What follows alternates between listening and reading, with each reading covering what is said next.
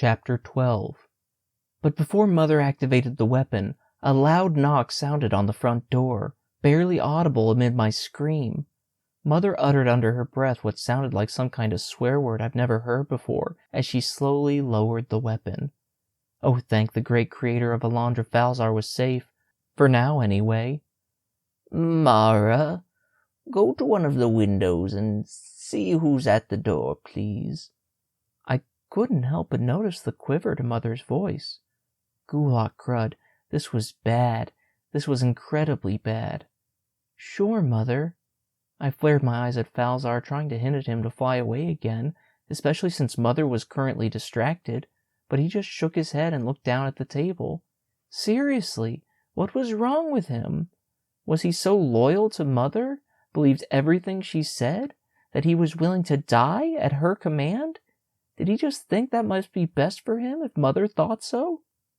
Maybe he was, and did, and maybe he was right. I headed over to one of the windows, moved the curtain slightly to the side, and peeked out. There are 2 wizards, or maybe humans out there, or at least it looks like it. 1 man and 1 woman. What are they wearing? They both have dark blue clothes and hats on, and also some kind of gold emblem on their chests. The woman knocked on the door. Police! She called. Police?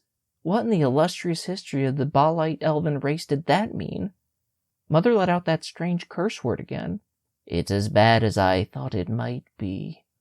Okay, Mara, this is what we're going to do.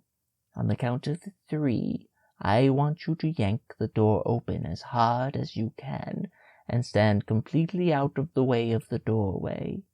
Can you do that for me? I nodded, placing my hand on the doorknob, my heart slamming so hard against my ribcage it seemed influenced by powerful magic. Despite the extremely nerve-wracking situation, though, I couldn't help but wonder who these odd, human-like creatures were standing right outside the cabin. More Shadriths in disguise? Or something else entirely? And how could they even be in the cabin realm? Perhaps more of Mother's lies? Gah, I swear to the great creator of Alondra. Mother pointed the magical weapon, which shook in her grasp at the door. Rivulets of sweat dribbled down her cheek and forehead, matting strands of her long black hair to them. Okay, honey. Here we go. On the count of 3. 1. Mara, don't do it! Falzar cried. 2.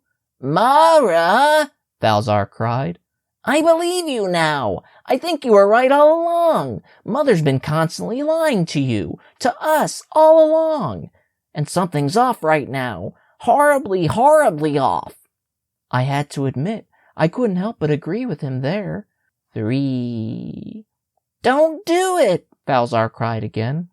I stayed totally still, my hand still on the doorknob. Mara, Mother said. I told you to open the door, sweetie. Why didn't you? The weapon was still trembling in her grasp, even more than before, sweat literally dripping off her face onto the wooden floor. Good, Falzar said. Don't listen to her, Mara. Whatever you do, don't listen to her. Mother followed my gaze to Falzar again and let out a blood-curdling screech. She aimed the magical weapon at him again, just as the door flew open and the 2 human-like creatures burst into the cabin.